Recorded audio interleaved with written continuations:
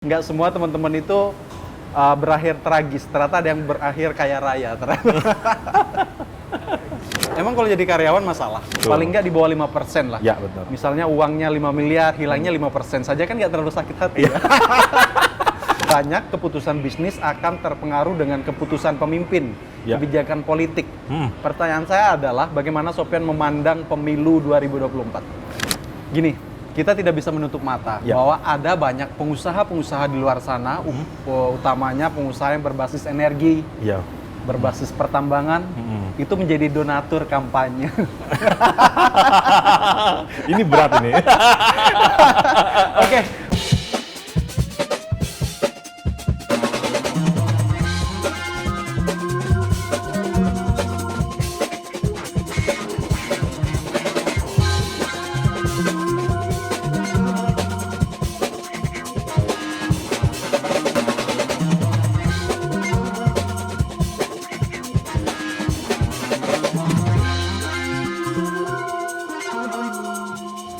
Halo, kita ketemu lagi dalam Stumat Studio Penuh Manfaat. Masih bersama saya, Halif Sardi, dan saya punya tamu yang sangat luar biasa kali ini. Dia seorang pengusaha. Mungkin kalau teman-teman di HIPMI, Kadin, itu udah kenal sekali. Kaltim ya skalanya. Jadi dia mainnya di properti juga. Ketua Himpera Kaltim. Terus dia punya bisnis kosmetik. Terus dia punya kuliner. Terus kalau nggak salah yang terbaru, itu taman bermain ya, apa? Borneo Wonder. Bisa, Wonderland. Oh ya, Wonderland. gitu. Berapa persen saham, Pak? Oke, Stumat kali ini menghadirkan Muhammad Sopyan. Masih muda, bisnisnya banyak banget. Apa kabar, bro? Baik, alhamdulillah. Baik. Jadi alhamdulillah. dia ini adalah teman SMA saya. Dan saya nggak sangka dong, ternyata nggak semua teman-teman itu berakhir tragis. Ternyata ada yang berakhir kaya raya. Ini kan kita sudah lama nggak ketemu. Ya, Kenapa siap. pilihannya jadi pengusaha? Karena dulu aku ingat waktu zaman kita masih kuliah. Jadi dulu saya satu SMA, satu kampus. Waktu di kampus dia dulu sempat jadi penyiar radio. Iya. Kenapa akhirnya beralih nih ke bisnis? Dulu gini ya, waktu kuliah itu kan, kenapa sih dulu masuk kuliah di pertambangan gitu ya? Karena kita ngeliat, orang kerja di tambang tuh keren tuh ya, Kaya pakai raya boot gitu ya. gitu kan, naik Gajinya mobil, gede meskipun gitu ya. mobil-mentaris gitu kan, keren itu. Jadi pengen tuh kan masuk kerja di ini, di kuliah di pertambangan. Begitu belum sempat kerja sih, baru semacam praktek ya gitu kan, ngeliatin kok berangkatnya subuh, petang, ya kan, berangkatnya petang, pulangnya petang gitu kan, Ya. nggak pernah ngeliat matahari gitu kan, gitu kan, gitu terus gitu kan. Nah jadi akhirnya pikir, wah ternyata salah nih, saya bilang, ternyata di tambang nih kelihatannya aja keren gitu kan. Nah ternyata dari situ mulai coba berusaha lah gitu kan, coba usaha dulu. Dan akhirnya mulai usaha itu ya tadi karena sering kumpul dengan teman-teman entrepreneur, sering kumpul-kumpul dengan teman asosiasi apa segala macam, sehingga ya terjun ke situ lah mungkin itu yang mungkin mengawalin awal kenapa sih nggak jadi karyawan gitu ya kan, sesuai dengan bidang gitu kan, kemudian jadi pengusaha. Enggak, artinya gini. Berarti Sopyan bisa lah saya sebut mengatakan temannya akan menentukan masa depan. Berteman dengan siapa akan berpengaruh terhadap keputusan dan masa depan. Oh iya, benar sekali. Jadi ketika kita jadi karyawan, nggak apa-apa gitu. Untuk sementara sih nggak ada masalah jadi karyawan gitu ya. Tapi ketika kita dulu saya juga banyak teman-teman gitu ya, yang mungkin dia awalnya jadi karyawan. Habis itu dia karena dia sering berteman juga dengan pengusaha, akhirnya dia pelan-pelan jadi pengusaha juga. Itu nggak ada masalah sebenarnya kan gitu. Jadi memang teman berpengaruh sekali. Jadi ketika lingkungan kita itu pengusaha, nanti lambat laun kita pasti jadi pengusaha. Nah, kenapa misalnya kemarin saya bisnis di properti? Karena saya banyak teman yang bisnis di properti, sehingga pelan-pelan kita ikut gitu loh ke bisnis properti gitu. Nah, sama yang kemarin juga terakhir wisata juga gitu, karena berteman dengan pengusaha wisata gitu ya. Oke. Akhirnya ikut juga di dalam situ kan gitu. Akhirnya teman itu memang kadang-kadang menjerumuskan ke hal yang baik ya. Enggak Bukan gini. menjerumuskan hal yang Kalau saya buruk tanya gitu. gini, emang kalau jadi karyawan masalah? Masalah nggak masalah sih sebenarnya, nggak masalah. Cuman artinya karyawan ini kadang-kadang itu ada batasan.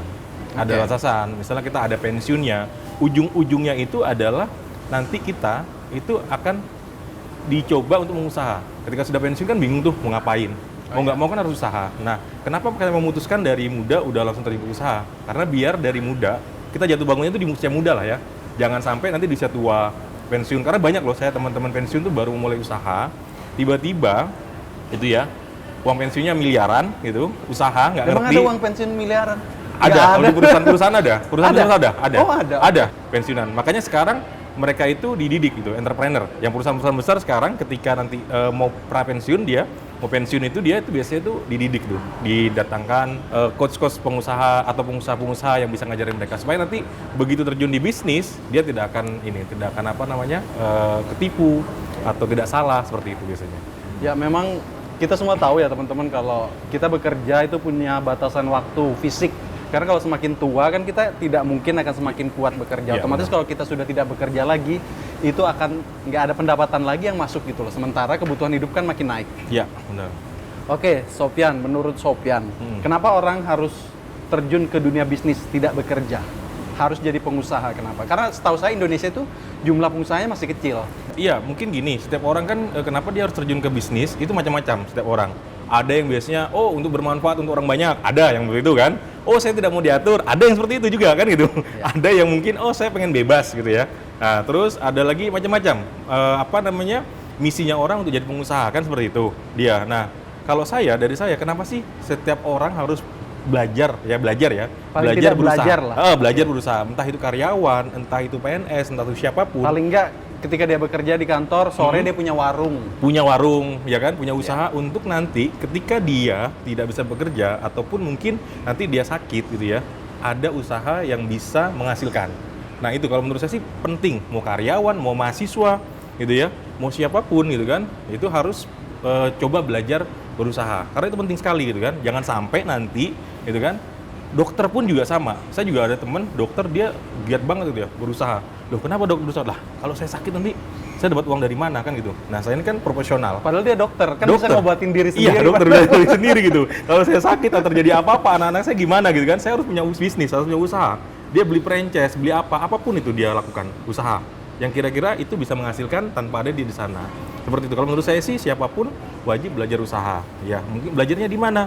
Ya bisa mungkin ikut pelatihan, bisa mungkin dengan teman usaha gitu kan, dimulai dari kecil. Karena usaha itu nggak mesti harus yang besar-besar sih seperti itu. Tapi kan proses atau ketika memutuskan untuk menjadi pengusaha itu kan bukan sesuatu yang mudah. Ya. Karena gini, ketika kita menjadi karyawan itu di posisi yang aman, Ya. setiap bulan dapat pendapatan, terus ketika beralih menjadi pengusaha itu kan pendapatannya nggak pasti. Jadi gimana how to drilling, bagaimana mengubah mindset dari karyawan menjadi pengusaha itu kan nggak gampang. Kalau karyawan ya, memang karyawan itu susah. Kita mengajak karyawan itu susah karena dia sudah nyaman ya. Mungkin yang gajinya sudah puluhan juta, bahkan ratusan juta. Itu susah sekali karena dia ngerasa nyaman, uang udah dapet gitu kan, gaji setiap bulan udah ada gitu. Nah, itu dari kesadaran diri aja gitu kan, kesadaran dirinya dia.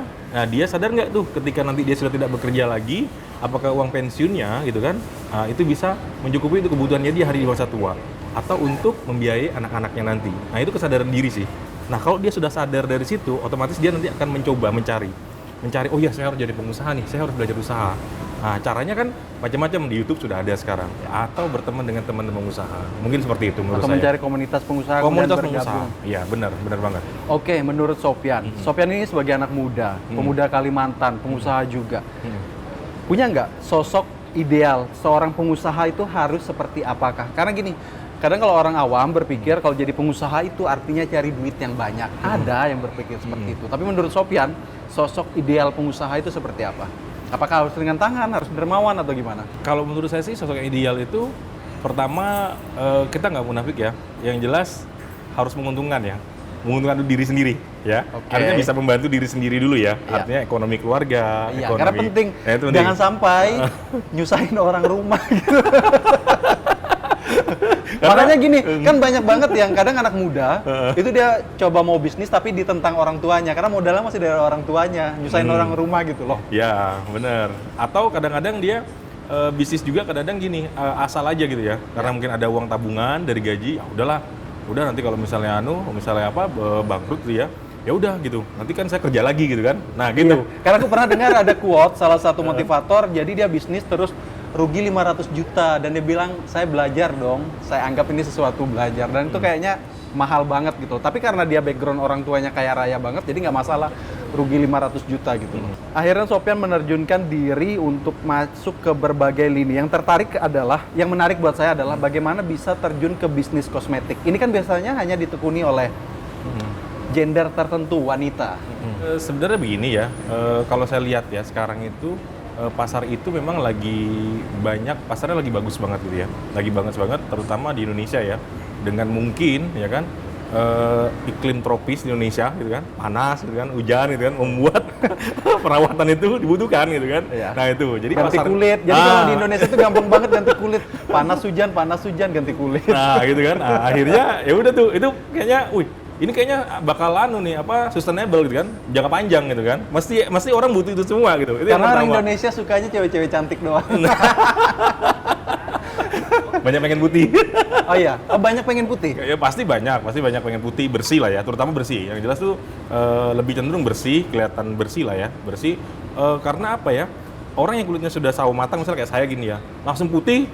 Kayak sardinya nggak mungkin dong kan, kali sardi nggak mungkin dong kan gitu kan, langsung gitu. Nah tapi paling nggak dia itu adalah bersih kulitnya gitu kan, nggak kusam kan gitu kan, Nggak buluk lah nggak itu. buluk lah ya, nggak buluk, itu yang paling penting. Kalau mau diputihkan kayak Alif nggak mungkin kan gitu kan, karena ya udah dasarnya dari Tuhan, dari Allah memang begitu ya, nggak bisa kan. Iya. Nah itu jadi Karena paling nggak pigmen kulitnya kan. pengen kulitnya bersih, jadi pangsa pasarnya kalau saya liatin di Indonesia tuh sangat bagus sekali kan gitu kan. Kalau buat saya secara pribadi sebenarnya cantik itu nggak harus putih. Ya. Karena saya punya banyak teman-teman yang berkulit gelap atau sawo matang itu cantik.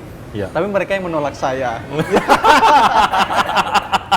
Bukan menolak, belum beruntung. Oh iya. Oke, tapi menurut Sopyan, kenapa cewek-cewek di Indonesia sekarang itu menginginkan standar cantik itu harus putih dan akhirnya produk menyesuaikan gitu loh. Iya. Kenapa bisa seperti itu? Kalau menurut saya sih kesalahannya adalah kesalahan memilih ya kali ya. Karena mereka kan kebanyakan itu sukanya drama-drama Korea kali ya. Korea kan putih-putih kan. Aku pengen seperti ini gitu, bintang anunya dia gitu, pujaannya dia kan. Nah kebanyakan itu sebenarnya saya perhatiin itu. Karena kebanyakan pengennya seperti itu. Padahal kita kan diciptakan beda-beda kan gitu kan. Nggak ya, memang dari lahir putih ya bakal putih, tinggal kita putihnya bersih atau tidak. Atau mungkin sawo matangnya bersih atau tidak. Seperti itu sih kalau menurut saya. Oke. Kebanyakan gitu sih, terpengaruh oleh drama. Biasanya gitu. Sopyan, saya beralih ke pertanyaan lain. Sopyan Ya, kan juga terjun ke bisnis properti. Ya. Itu kenapa? Properti itu sebenarnya gini, kalau awalnya itu memang tadi saya sering berteman dengan teman-teman yang bisnis properti, ya kan? Akhirnya masuk ke dalam bisnis properti dan memang ternyata di properti itu banyak aspek. Pertama membantu orang punya rumah, kan itu kan? Ya. Kedua juga membantu keluarga untuk mendapatkan hasil, ya kan? Kita dapat hasil kan, otomatis keluarga dapat juga kan? Oh iya benar. Itu juga kan berarti kan? Jadi yang di rumah nggak ngomel ya karena dapat penghasilan. Oke. Nah itu juga, nah itu mungkin itu yang paling dan kemudian properti itu juga kalau kita lihat dia selalu naik. Trennya Selalu naik. Kebutuhannya naik. Kebutuhannya naik. Misalnya kita bangun ya sebuah perumahan ini, oke lah kita bangun mungkin 2 hektar, kita pakai 1 hektar aja dulu. Nah kemudian 1 hektarnya nanti aja, tahun depan udah naik lagi. Kalau kita ngomongin profit ya. Nah kemudian kalau kita ngomongin manfaat untuk orang lain, kita membuatkan rumah orang di situ, orang tinggal, keluarga, pas segala macam beribadah di situ, tinggal di situ bertahun-tahun. Nah, amal kita juga ada di situ, kan gitu, ya kan? Luar biasa, dan Kan dapat gitu. duit, Nah, dapat jadi di situ amal. juga ada itu. Itu ada. Oke, Sopyan, ini Ya. kalau kita ngomongin properti kan ya, ini nggak bisa lepas. Pemainnya ada banyak di Indonesia. Ada pemain besar, kita nggak usah sebut lah pemain besar itu. Ya. Tapi Sopyan udah tahu. Ada juga pemain kecil yang lokal yang di Kalimantan. Sementara semenjak IKN, bahkan Ya. mungkin sebelum IKN masuk, itu yang pemain besar masih masuk ke Kalimantan Timur. Kesempatan, potensi pemain properti yang kecil ini kan semakin tergerus. Atau Ya. Sopyan melihatnya seperti apa? Kalau menurut saya sih gini, itu kita jangan melihat pesimisnya, tapi optimis gitu ya. Optimis artinya memacu pemain-pemain properti ya kan lokal itu untuk meningkatkan kualitas mereka, kreativitas mereka. Gimana nih caranya gitu kan? Ada pemain-pemain besar datang gitu ya, kita harus kreatif gitu ya. Kreatif, apalagi kita nih sebagai masyarakat Kaltim tahu nih, orang Kaltim itu sukanya misalnya tanahnya yang lebar misalnya ya. Oh, desainnya seperti ini. Kita sebenarnya punya potensi yang lebih itu gitu kan. Nah gitu. Kemudian properti ya, misalnya pemain besar tuh biasanya jarang sih mau main yang kelas-kelasnya menengah misalnya ke bawah gitu ya. Nah kita mungkin ambil yang segmen itu dulu gitu kan. Nah yang atasnya mungkin kita harus bersaing dengan mereka tapi dengan kreativitas yang tinggi seperti itu. Jadi itu sih kalau menurut saya. Seperti itu sih. Oke. Kalau Sopyan melihat sebagai seorang pebisnis properti juga, kelemahannya pemain besar, properti pemain besar itu apa? Gini, kalau mereka itu biasanya itu kan skalanya kan skala besar ya, Ya. skala besar. Nah skala besar itu otomatis dari awal set plan-nya, plan awalnya itu ya itu yang dianuin gitu. Sedangkan untuk memasarkan itu tidak butuh 2 tahun, 2 tahun, 3 tahun, 5 tahun, itu bisa 10 tahun. Ya. Nah, seperti itu kan. Nah, sedangkan properti ini setiap tahunnya atau per 2 tahun itu selalu berubah selera orang. Mulai desain propertinya, dari modelnya segala macem. Nah, sedangkan mereka itu desainnya dari awal segitu ya gitu terus mereka. Nah, jadi lokal itu punya peluang di situ. Kita nggak usah skala besar, mungkin skala 1 hektar, 2 hektar. Tapi dengan yang kira-kira desain yang terkini, itu kita bikin. Nah, habis nanti tahun depan ada model baru lagi, kita bikin lagi. Ganti lagi temanya, ganti lagi konsepnya lagi. Nah, itu. Jadi ada plus minusnya juga gitu ya. Ini kan Sopyan juga main di sektor wisata. Ya. Ini aku juga kaget sih, oh dia kok bisa kesini. Itu gimana ceritanya? Akhirnya bisa buka bisnis tempat wisata. Itu sebenarnya baru sih. Nah, kebetulan baru juga, dan ya tadi, karena tadi sama kayak properti tadi, karena kumpul dengan teman-teman yang punya bisnis wisata gitu kan, kemudian diajaklah temen gitu lah untuk gabung bikin suatu bisnis wisata kan gitu kan. Nah, dan ini baru akan launching gitu kan, tapi sudah jadilah kemarin seperti yang sudah saya tunjukkan kan gitu kan. Itu karena memang jadi saya tuh sudah pernah dikasih lihat sama Sopyan gambar-gambar tempat wisata itu. Gini pertanyaannya, emang orang Kalimantan itu tingkat stresnya tinggi banget sampai perlu tempat wisata atau gimana sih? Enggak, karena gini, setiap orang ya, entah itu mau di Jakarta, di Kalimantan, pasti butuh yang namanya hiburan, terutama untuk mengajak anaknya refreshing kemana gitu ya. Nah, kita ini bikin tempat wisatanya bukan yang skalanya menengah ke atas ya, misalnya kayak kayak Ancol, kayak kita yang menengah ke bawah saja gitu kan. Menengah ke bawah yang itu juga pasarnya banyak sekali gitu kan. Menengah segala yang mungkin lahannya cuma 2 hektar sampai 5 hektar seperti itu aja dia. Kan seperti itu. Dan itu pasarnya besar sekali pasti. Dan setiap orang pasti bukan karena stres ya, tapi setiap orang biasanya yang apalagi punya keluarga pasti ingin mengajak keluarganya atau anaknya itu refreshing gitu kan. Pasti setiap Sabtu Minggu pasti mereka pengen jalan. Tapi tempat wisata di Kaltim ini masih kurang. Pasti kurang. Nah, jadi makanya saya lihat pangsa pasar di Kaltim ini itu masih besar. Kebanyakan mereka keluar daerah kadang-kadang seperti itu. Nah, sehingga kenapa kita bikin di sini kan gitu kan. Target pengunjung per hari berapa dengan harga tiket berapa? Aku langsung nanyain dong. Enggak, saya pengen tahu aja. Siapa tahu nanti saya ajak keluarga saya ke sana. Saya nggak ngitungin duit orang loh, sumpah. Saya nggak. Oke. Iya, gambarannya sih masih di bawah 50.000 lah masih. Kan Sopyan banyak banget pegang bisnis ya? Iya. Itu gimana maintenance-nya? Karena satu bisnis saja itu perlu fokus. Oke. Ini dengan banyak bisnis itu gimana maintain-nya? Sebenarnya gini, ketika kita dari bisnis satu mau ke bisnis yang lain, nah bisnis satu ini kita harus buat sistemnya dulu lah. Sistemnya gimana mungkin dari awal mungkin kan proses berjalannya bisnis ini sampai nanti menghasilkan, itu harus kita bikin sistem gitu. Nah, sehingga ketika sudah ada sistem, nah itu dia otomatis bisa berjalan sendiri yang dianukan oleh karyawan. Jadi setiap bisnis itu harus ada leadernya di situ. Mungkin bahasa kerennya kalau di perusahaan itu manajernya lah ya. Satu yang bertanggung jawab, sehingga kita tinggal mengontrol saja kan gitu. Nah, seperti itu. Karena apalagi sekarang sistem itu udah banyak, kayak digital, itu kan banyak. Kayak misalnya kasir digital, sudah kita kontrol. Ketika ada orang bayar bisa masuk langsung kan ke kita kan. Nah, itu udah bisa kontrol. Kemudian kalau misalnya kita mau lihat sudah ada CCTV segala macam. Nah, seperti itu. Jadi ketika kita mau banyak bisnis, satu bisnis ini harus dibenerin dulu nih sistemnya. Kalau sudah bener sistemnya, nah baru bisa kita tinggal. Baru kita coba bisnis lain lagi. Nah, bisnis lain lagi sudah sistemnya jalan, baru kita tinggal. Seperti itu sih kalau menurut saya. Jadi harus ada sistemnya dulu, sehingga kita bisa tinggal. Kalau belum, jangan coba-coba ditinggal. Kan gitu. Bisa hancur. Bisa hancur pasti. Iya, karena kemarin sempat ada yang rame ya, yang kasus dia yang terima uang itu sampai berapa miliar gitu. Nah, ini juga yang jadi PR, menemukan orang yang tepat, orang yang bisa dipercaya. Sistemnya udah bagus, tapi ternyata dijalankan oleh orang yang tidak tepat. Mencari manajer yang tepat, karyawan yang tepat itu gimana? Kalau menurut saya gini, kita itu tidak bisa langsung melihat ya. Mungkin sekarang ada ya, semacam ilmu baru gitu ya, ilmu yang mungkin tentang melihat karakter orang dari jari atau dari pertanyaan-pertanyaan, dan itu menurut saya sih bagus ya. Secara psikologis, secara psikologis bagus ya. Tapi sebenarnya kenapa itu bisa terjadi? Karena emang kesalahan dari owner sendiri sih kalau menurut saya.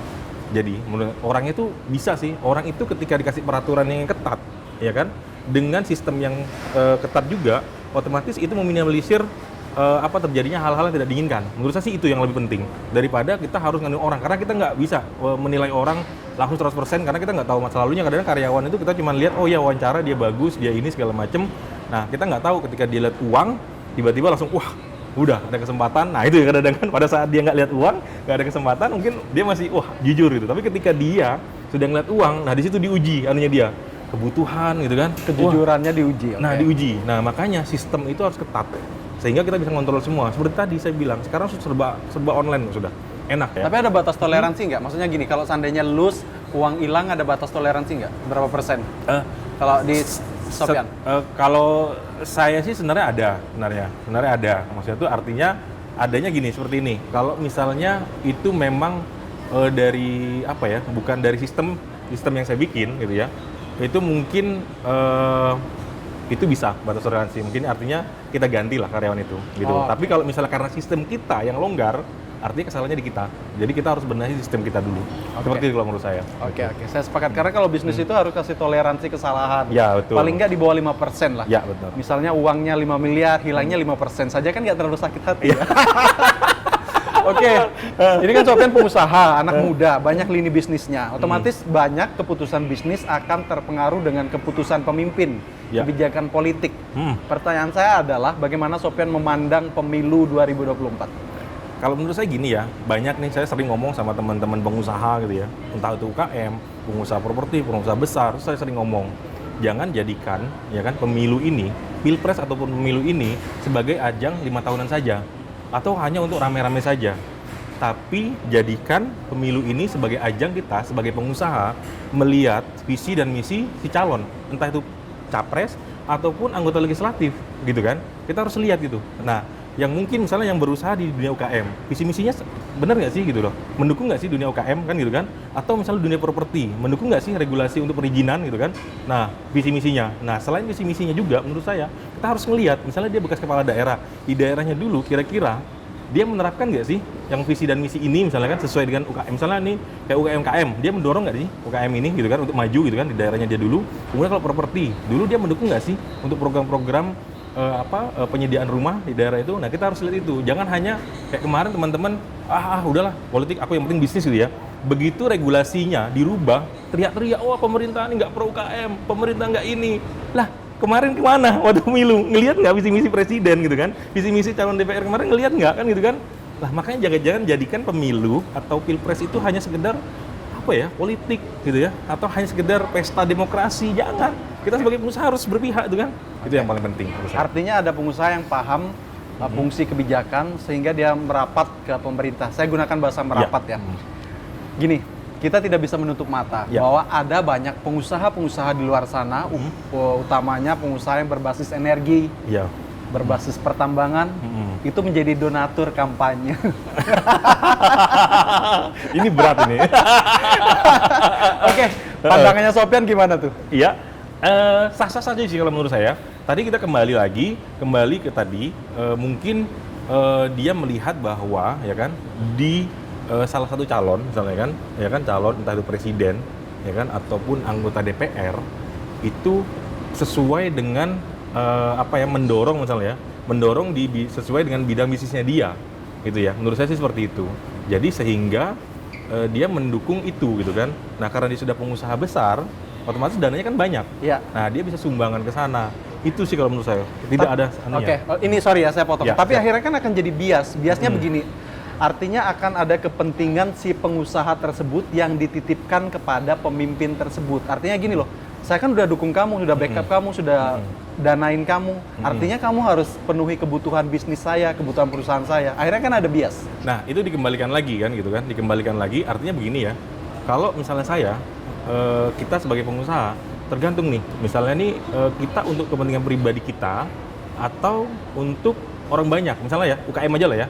Nah, kan kita mendorong si calon ini gitu kan. Nanti kan biasnya adalah ke semuanya gitu loh. Ya kan?